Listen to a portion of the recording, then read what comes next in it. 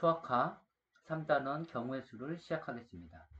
초중학교 때 살짝 배운 적이 있는 경우의 수 단어는 앞에서 배운 방정식, 함수, 도형 같은 단원과는 접근 방법이 다릅니다. 즉, 귀납적 사고를 통한 접근을 시도하는데 개별 사실들을 알아감으로써 규칙성을 찾아 일반 진리를 획득하는 논리적 방법이 귀납적 사고라 할 수 있고, 즉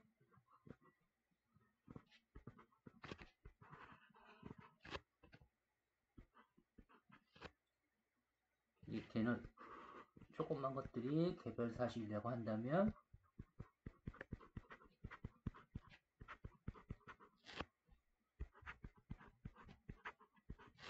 가장 큰 것이 일반 진리라고 할 수 있습니다. 이와 반대가 연역적 사고 또는 연역법입니다.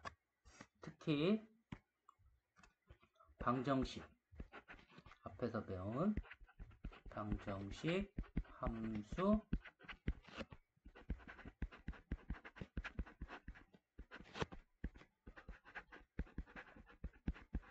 도형 등을 공부할 때 사용했던 방법이죠. 그러면 이제 본격적으로 경우의 수를 쉽게 이해하려면 우선 핵심 용어의 정의 두 가지를 알아둘 필요가 있습니다. 첫 번째, 사건. 경우의 수의 시작 단계이며 사건이란 것은 아주 중요한 개념입니다. 교과서나 사전에 있는 용어들보다는 보다 쉽게 재구성하여 설명해 보고자 하는데, 선택의 상황을 발생시키는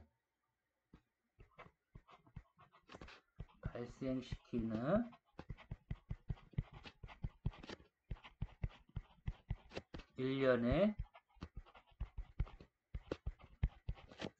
모든 행위를 저는 사건이라고 말하고자 합니다.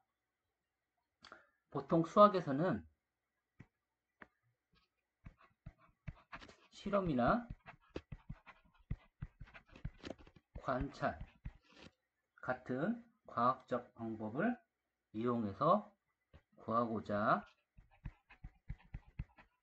하죠. 이제 두 번째, 경우의 수로 경우의 수 개념을 한번 살펴봅시다. 사건을 통해 발생할 수 있는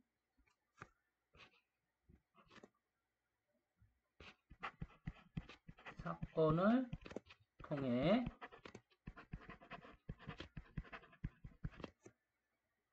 발생되는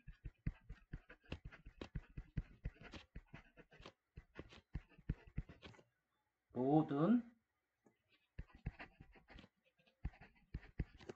선택할 수 있는 가지수를 우리는 경우의 수라고 말할 수 있습니다. 예를 들어 동전 한 개를 던지면 앞면과 뒷면,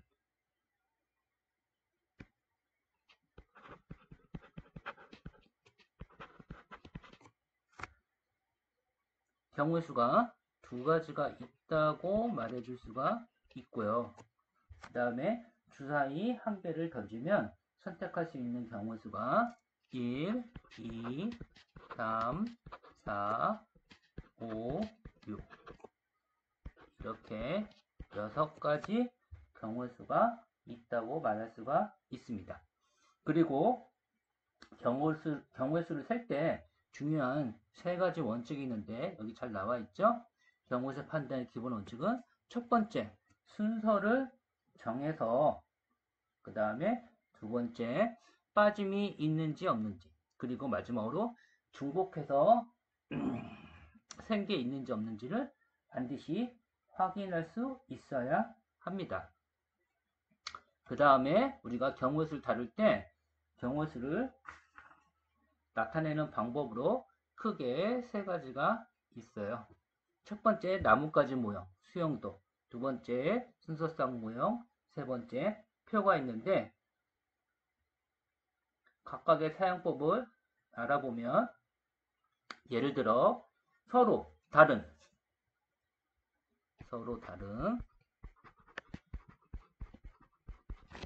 두 개의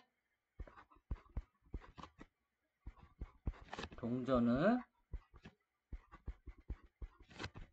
동시에 던졌을 때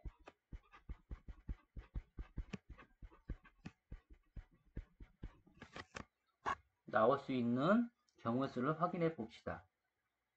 나뭇가지 모형은 첫 번째 동전이 있을 수 있죠. 순서를 정해서 나머지 하나는 두 번째 동전을 하시고, 첫 번째 동전에서 우리가 구할 수 있는 경우의 수는 앞면과 뒷면 두 가지가 있고, 이 각각에 대여 두 번째 동전이 앞면, 뒷면, 앞면, 뒷면, 이렇게 네 가지를 우리가 생각할 수가 있습니다. 이거를 다시 순서상 모형으로 다시 한번 확인해 보면, 순서상 모형은 이렇게 표현합니다. 역시 동전의 순서를 정해서 큰 거, 작은 거 어떻게 정하든 상관없으니까, 이렇게 1번이 앞면 일 때 2번이 앞면, 그 다음에 앞면, 뒷면, 그 다음에 위와 같이 뒷면, 그 다음에 뒷면, 여기가 먼저 순서대로 합시다.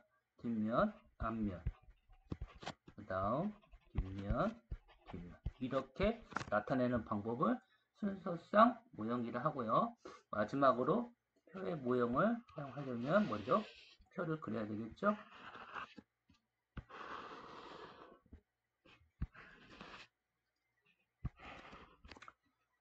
1번 동전과 2번 동전을 봤을 때 1번 동전이 나올 수 있는 방법이, 0을 하면은 앞면, 됐고 프론트고요. 뒷면은 그 다음에 앞면, 뒷면. 그러면 여기는 결국 앞면, 그 다음에 앞면, 뒷면, 그 다음에 뒷면, 앞면, 그 다음 뒷면. 역시 이 가지의 방법을 우리가 찾아낼 수가 있습니다. 이 세 가지 방법을 문제에 맞게 적절하게 사용해서 경우의 수의 문제를 우리가 해결할 수 있어야 합니다.